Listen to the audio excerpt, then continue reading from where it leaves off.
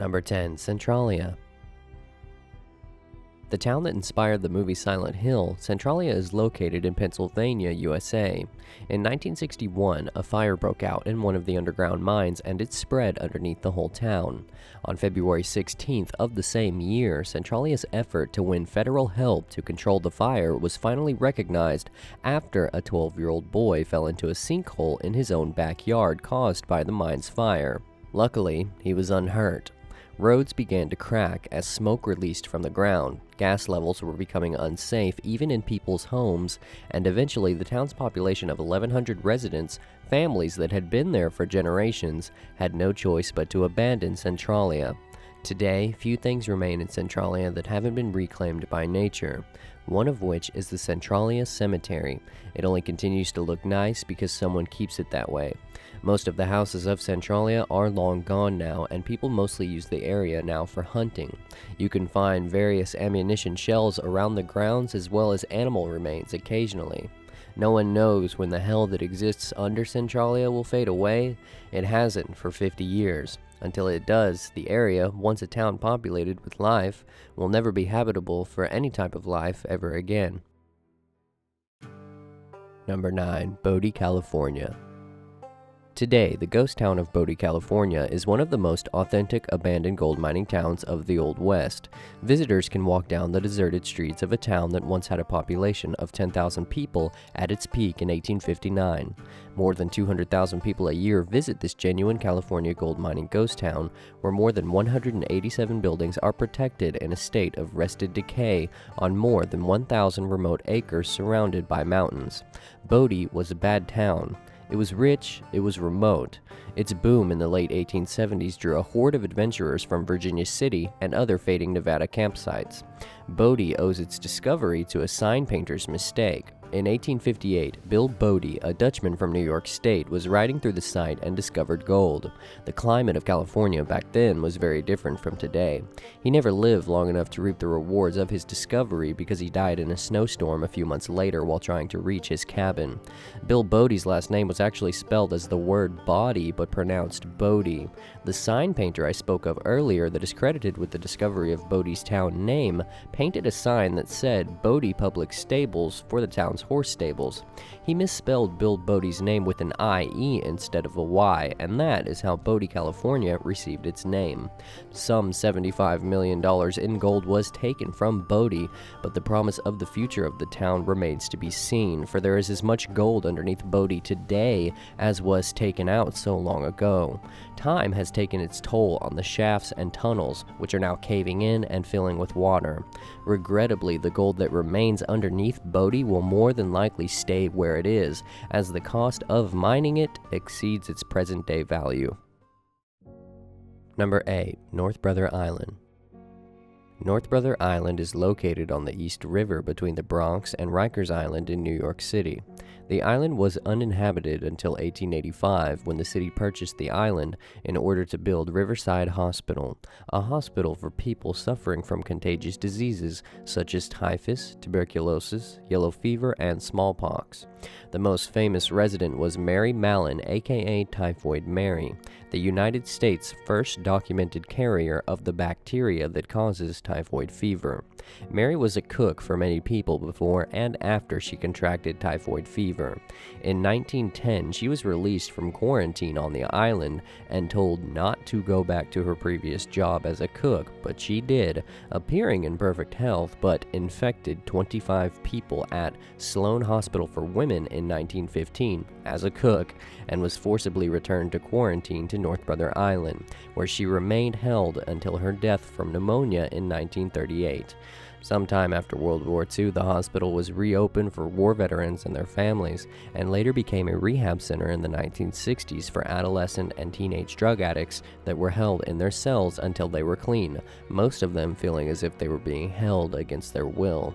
Today, North Brother Island is designated as a bird sanctuary for herons and other wading shorebirds, but ultimately is speculated by many to be an example of what human civilization will become long after mankind is dead.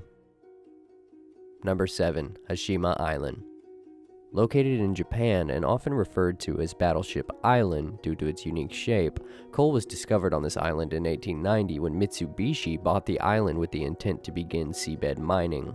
Until then, no one really knew this island existed at all. Everything needed in a city was crammed onto this tiny island that was the length of 12 American football fields. It was so small that you could walk from one side of the island to the other in a matter of minutes, making roads and cars unnecessary. The population reached its peak of 5,259 people in 1959, all stuffed onto a mere 15.6 acres of land. The population primarily consisted of coal miners that were worked to the bone under brutal conditions, and by 1941, the island was producing an annual coal output of around 410,000 tons. 5 laborers would die each month, and the nearby Nakanoshima Island was made into a crematorium for the dead.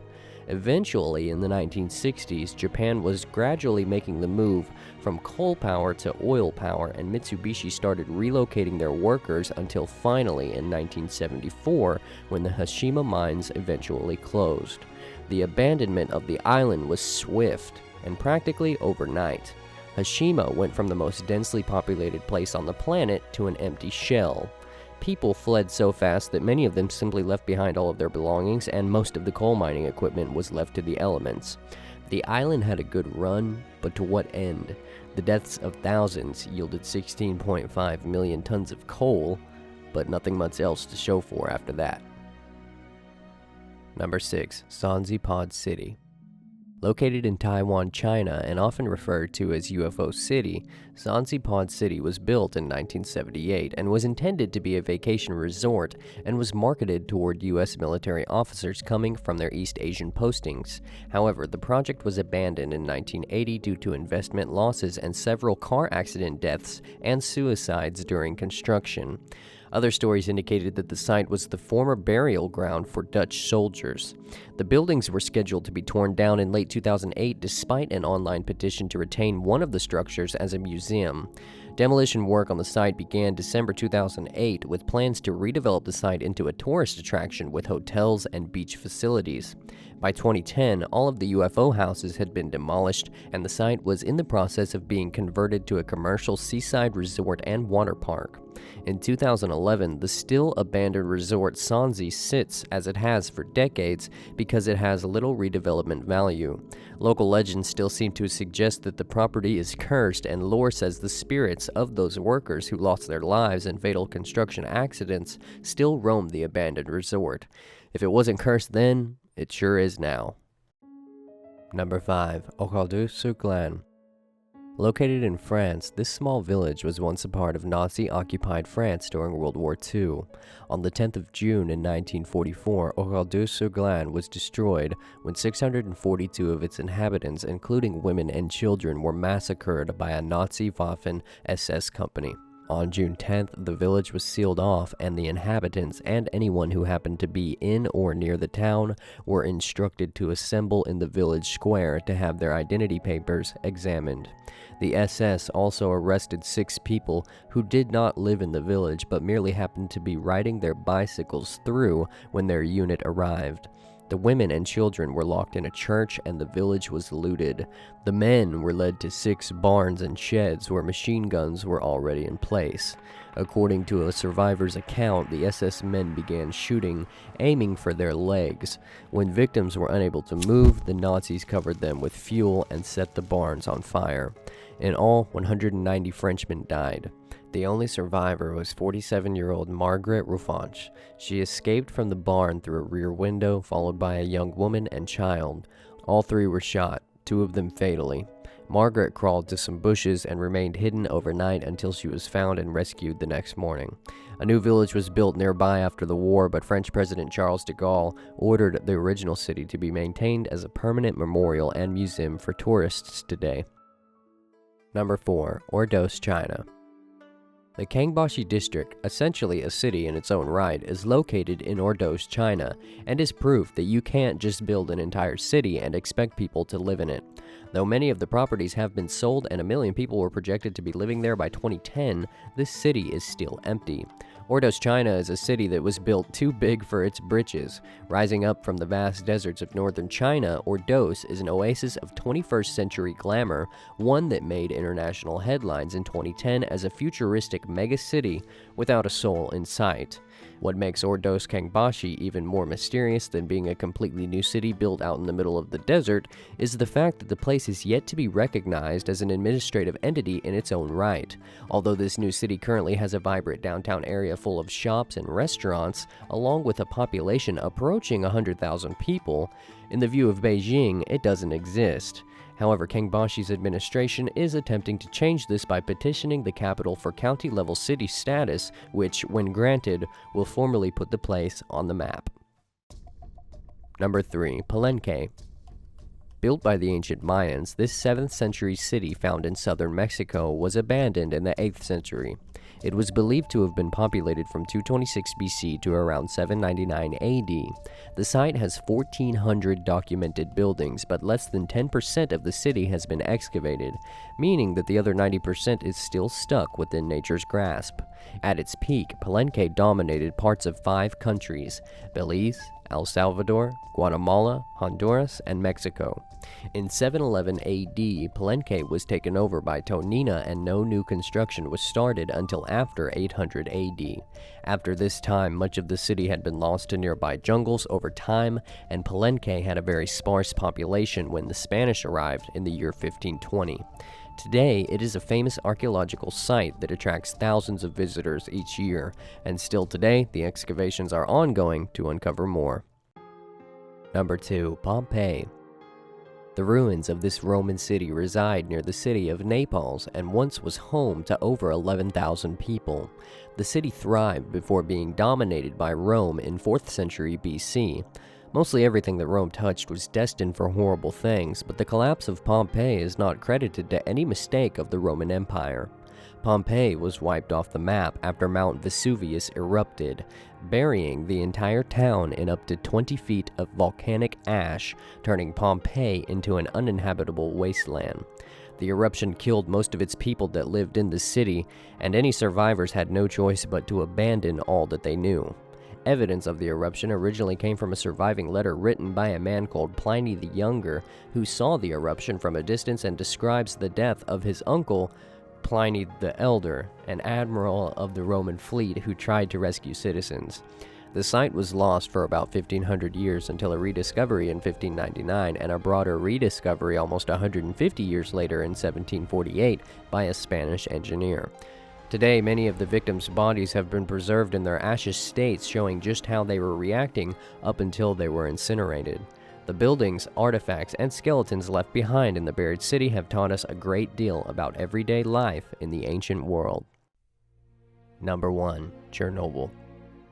On April 26, 1986, the number 4 reactor at the Chernobyl nuclear power plant exploded with the strength of 400 atomic bombs. The first firemen on the scene battled the fire without the adequate protective gear. They poured tons of water on this strange fire, but nothing seemed to put it out. They were all exposed to lethal doses of radiation. 2 men died that night, and 24 followed within the next few months. These men are Chernobyl's first victims, but it is thanks to them that the worst was avoided. A second explosion that could have occurred within the same reactor in the lower levels, that would have been 10 times more powerful than Hiroshima, would have wiped out half of Europe. The possibility of this second explosion was actually kept secret for over 20 years.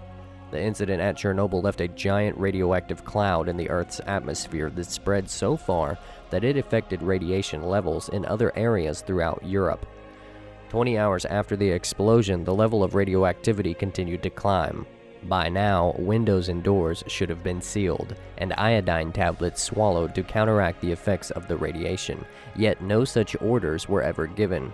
30 hours after, the first security measures were enforced. Over 1,000 buses arrived, and the army announced to its population of 50,000 that the city of Pripyat, Ukraine, had to be completely evacuated. Inhabitants were given 2 hours to gather belongings and assemble in front of their houses. Mostly everyone in the city believed that they were leaving only temporarily and would be back. Pretty much all belongings were abandoned and lay exactly where they were left still to this day. Tearfully, yet peacefully, the city was completely evacuated within 48 hours. Today, Pripyat, Ukraine is a ghost town. The radioactive particles in the air still poison the land. Chernobyl today is uninhabitable and will remain that way for the next 20,000 years. The look of the town is a true example of what a post-nuclear apocalyptic world would look like after wild animals and nature have reclaimed everything. Even today, survivors are still suffering from the effects of the radiation, and because of the way that radiation works, some of them are only just now starting to see their symptoms.